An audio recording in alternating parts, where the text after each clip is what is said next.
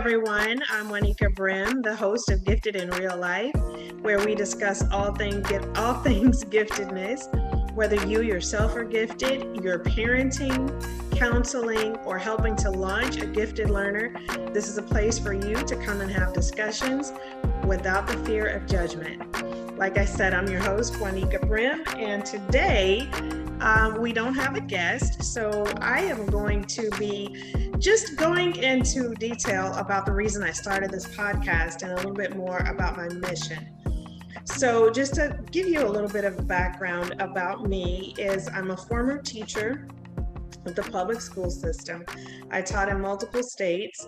I was also a principal, which I enjoyed very much. However, the reason I'm a former principal is because when I had my first child, I decided that it was most important for me to be there for her than for everyone else's kid. And so I resigned to stay home with her when she was about 6 months old. And little did I know that I would have two children who are what's characterized as gifted and or twice exceptional. And we'll talk a little bit more about what those two things mean and how they play out for this podcast, for the sake of this podcast. So as my kids were little, I was doing what most parents do. You teach your kids the basics about phonics, how to read and write and those sort of things. And so even as an educator, I have a master's degree in education. Like I said, I'm a trained teacher.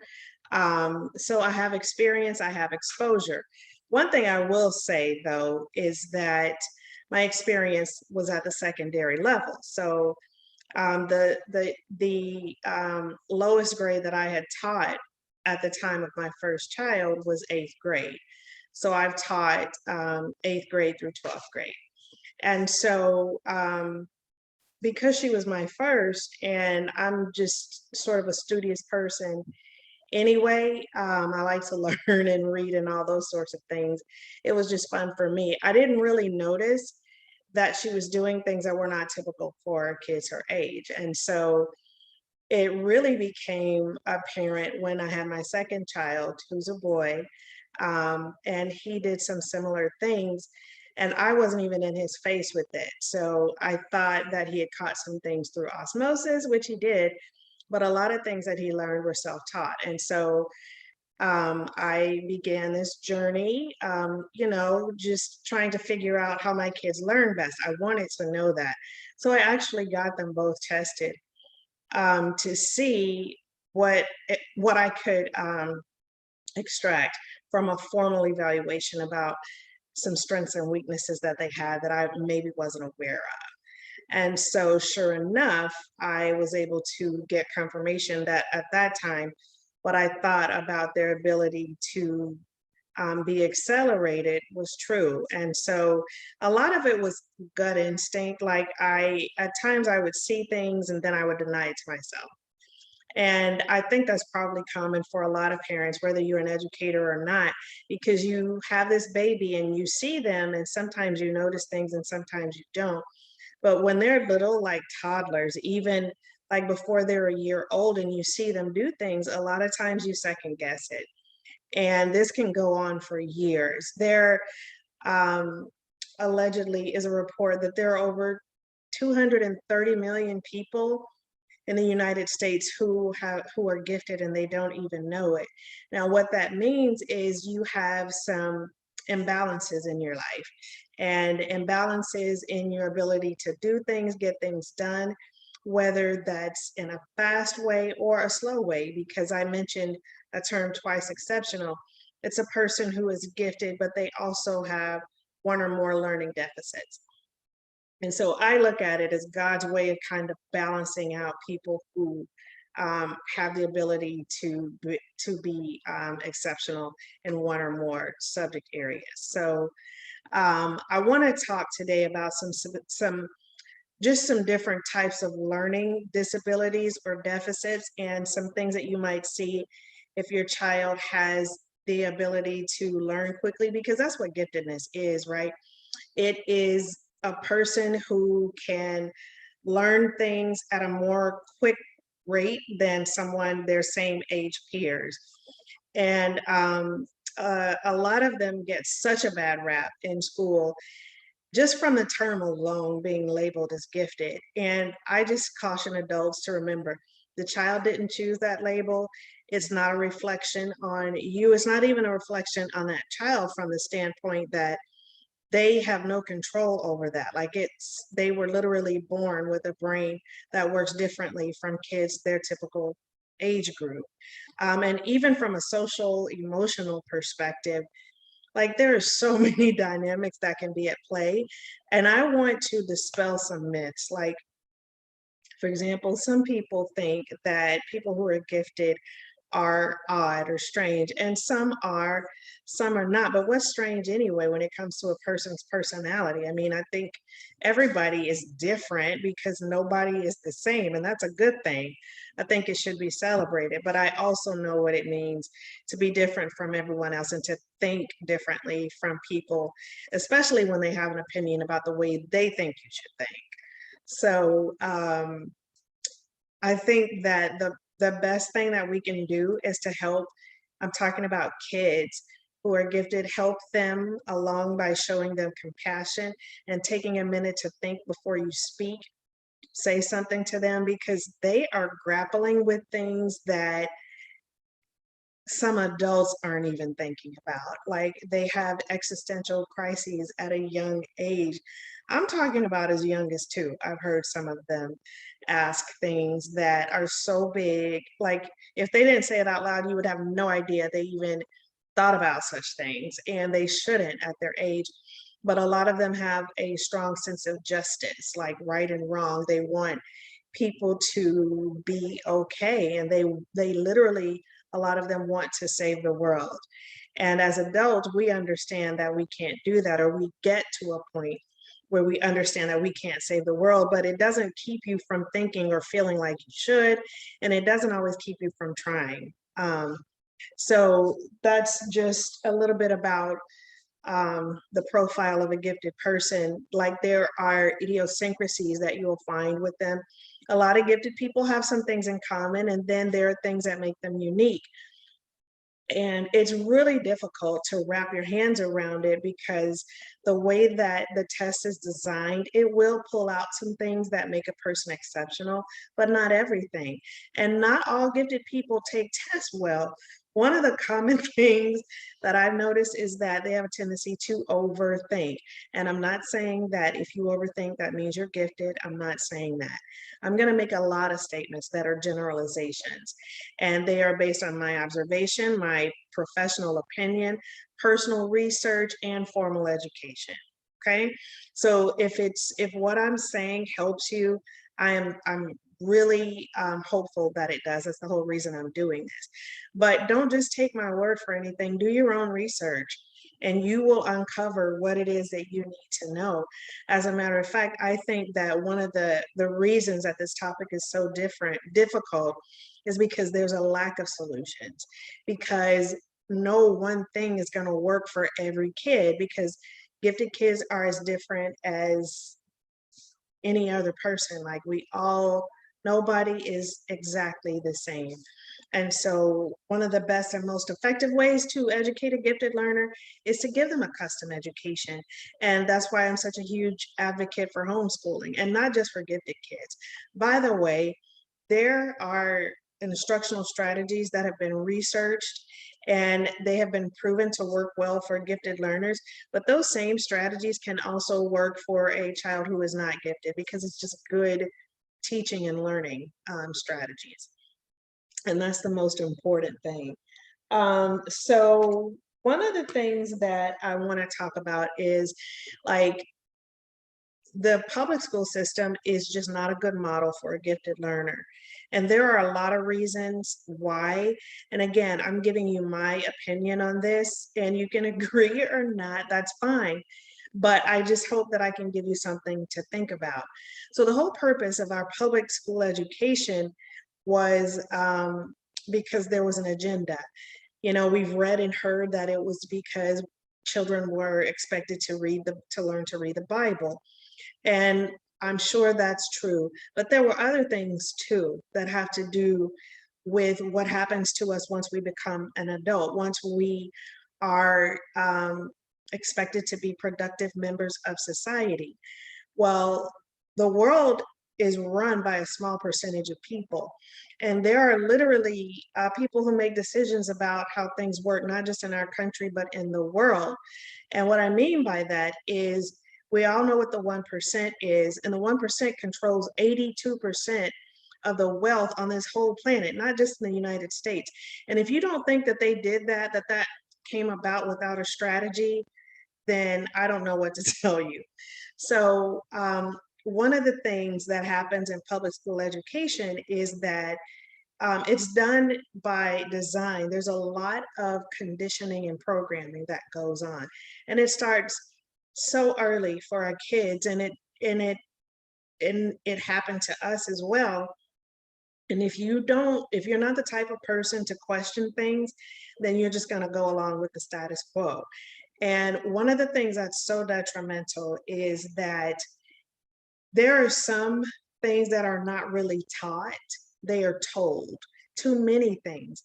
Like we have to memorize a lot of things for learning. And I think to some degree we do, but there are so many things that you learn by not memorizing, by just actually doing and participating in, and it sticks better, that it just behooves me that our system won't change. But that I think I just sort of gave a clue as to why by using the word system.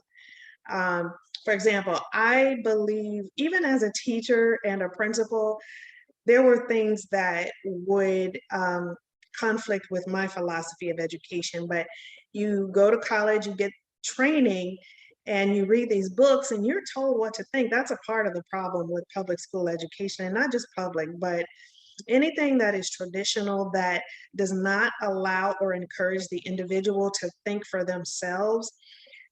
They lead us to believe that the person who gives us the right answer the quickest is going to be successful. And that is not true. It's not true. I hear people talking about learning from experts, and I have learned from experts, and I've gotten a better education that way than I ever did in formal training. And I have a master's degree, and I was going to pursue a PhD, and then I came to my senses. The information that I want in a PhD, I can learn that and more without paying exorbitant amounts of tuition, and that's just what I choose to do. So there are just more effective ways for people to learn and to be taught. And I think the public school system hasn't changed in over 100 years by design, because they don't want to change. They don't want people to think for themselves. Someone has to do the labor. Someone has to get it all done. And we all play our role in that, and I played mine. But what I want for my children and for anybody else who wants it is, if you have things that you're passionate about that you want to share with the world, I think you should be able to monetize that and live your life. And I don't like that. To me, that is the ideal life. Like that's the best life that you can live. There are too many people who go to college. When you're 18, you have to have it all figured out. And I don't think there's anything wrong with that, if before you're 18, you're given the opportunity to think and explore and figure out what it is that you love. As a matter of fact, I think most of us know what we want to do when we're 6 years old, but that desire is beat out of us. And so we just default onto this trajectory of going to school, getting good grades, and getting a good job. And it just doesn't exist. If it did, there would not be so many people miserable at their jobs and continuing to go. It just wouldn't be that way. You need something that energizes you. And the reason I do this podcast is because I'm an educator and I value education. And I want to see children, especially children who need a special and unique kind of education, which I would argue everyone does, but especially gifted children, in the sense that they just have this ability to learn quickly. I think it's downright criminal that we shame them, that we put them in boxes and we don't let them have the space to think and learn K all the way through 12th grade. And what I mean by that is, how different would things be for them if they had a chance to go at their own pace from day one? Like, if a child is in the first grade and they can do 8th grade math, but they have to wait for their peers to catch up, what's going to happen to that potential that that child has? It's going to slip. I mean, and not only that, when you have an ability like that at such a young age, like, you should be allowed to pursue it and figure out what you can figure out, as opposed to being restricted, because it affects other aspects of your life, like communication. A lot of times you're being forced to keep silent or to keep things inside that you can do, or to waste time by waiting until everyone else catches up with you. And it just does not seem logical. And I am not one to say that things don't seem fair, but I can't think of a better word. It's just such an injustice.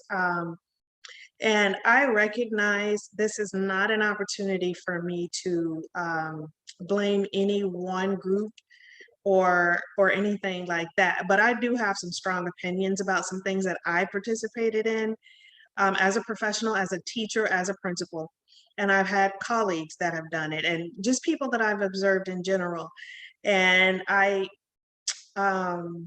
going to do my best to be diplomatic and get my point across. So what I want to say about that is this. When I was a first year teacher, I taught 8th and 9th grade English. And it was so fun for me. I remember I had moved out of state. I got a job lined up before I graduated from college, and I was ready to go. And I remember I signed a lease at this apartment complex, and the lady who worked there, when I signed up, I told them, because I didn't think I really liked it very much, but I was on a time crunch. I said, I'm just going to be here for a year. But I stayed there a lot longer because I did end up liking it. I was hardly ever home. It was quiet. I felt safe, so I stayed. And I remember one day going into the office to pay my rent, and the lady was there, and she was just chatting with me. And there was someone I didn't know in the office, and she asked me how things were going, how work was, and I was like, "Oh, I love it. It's so great, blah, blah, blah." And the person in the office was like, "Well, what do you do?"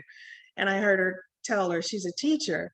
And that just stuck with me. I had such a sense of pride. But for a time, I do think that I was a part of the problem too. And what I mean by that is, back to the story. My first year as a teacher, I taught 8th and 9th grade English, or language arts, whichever you prefer to call it. And so I had 6 or 7 preps. I want to say 6, because 7 periods would give us a free period to plan and whatever. I would get to work extremely early because I was just excited about it. And I would, get my grading done when I can. I had to take things home because English teachers have multiple subjects. We have writing, grammar, reading, and whatnot. And I like to do projects. I've always liked to do projects. And so I remember one of my classes was literally 50% straight A students and 50% special ed students. Now, they did that on purpose, but they neglected to tell me. The administration team didn't tell me what to expect from that class. And I think they should have, so that I could have been prepared and I could have prepared. But just because of the person that I am, like, I love being a teacher, I did prepare. Like, I went to the extreme, and I'm talking about preparing scripts for my students. And nobody told me to do that. It was just something that I wanted to do because I wanted to be prepared for them.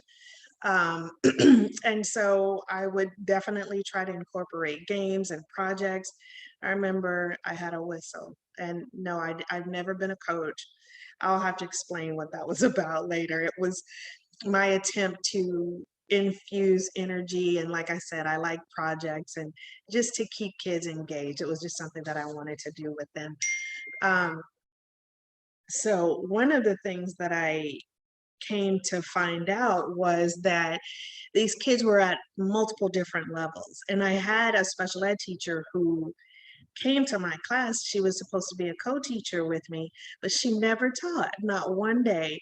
And she was a lovely woman. I enjoyed having her as a partner, but she really was like a glorified aide. And I wanted the kids to see us both as interchangeable.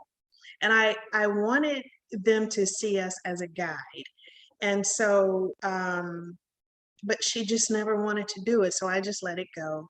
And I remember that we did a lot of one-on-one feedback with the kids. We would walk around and talk to them individually. Like if I gave them an assignment, because I tried to give as little homework as possible, because and you know, for their sake, and if they were having trouble, I wanted to be able to really help them, and I can't do that at home.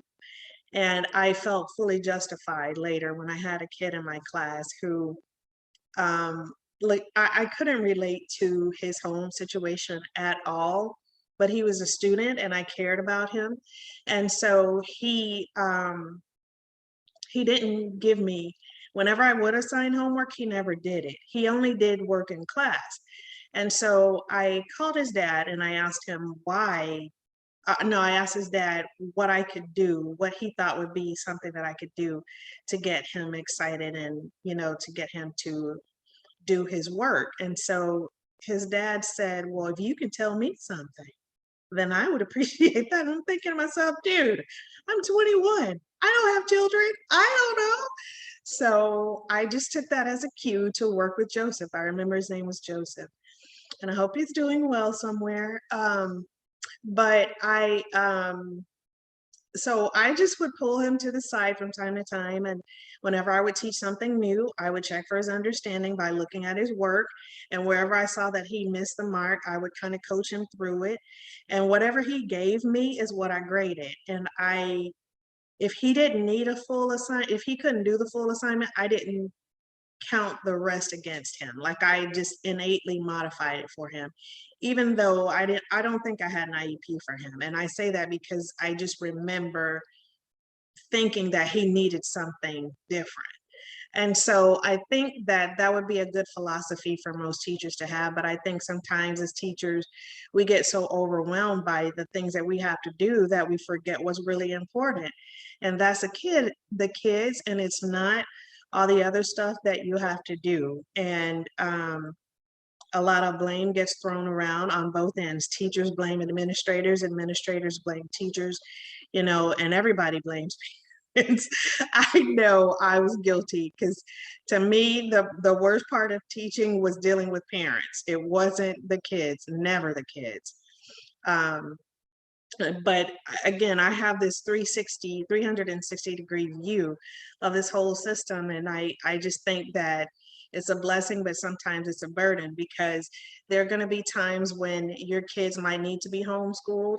If you're someone who's open to doing that, and I'm not saying it's for everyone, but again, it's something that I advocate. As a matter of fact, I'm a coach for teaching parents how to homeschool their gifted learners, and regular ed too. They don't have to be gifted, but definitely, because that population gets put by the way, they fall by the wayside so much. People think that they're going to be okay no matter what, but the fact of the matter is they may not be, and they definitely need specific attention.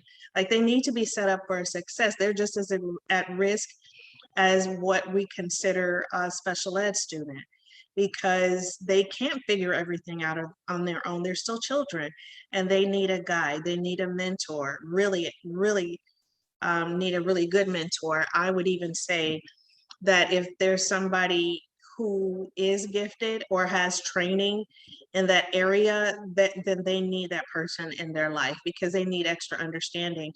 I've often talked to others who are professionals, who maybe they are a counselor for gifted kids, a coach for them, or parents, or whatever. They work with the kid, they work with the parent. And a lot of times when parents don't know what giftedness looks like, and they have a child who's gifted, they could just think that the kid is being difficult, that they're trying to upset them, they're trying to be defiant, and that could not be further from the truth. And so families need help, just like the kids do. The parents need help as well. And there are individuals out there who provide this service. And you do have to search for them, because I mean, it's just such a narrow audience. Like, this is 2% of the population, but they are out there. And I've had a few on my show, and I plan to have more, so that you can get the resources that you need.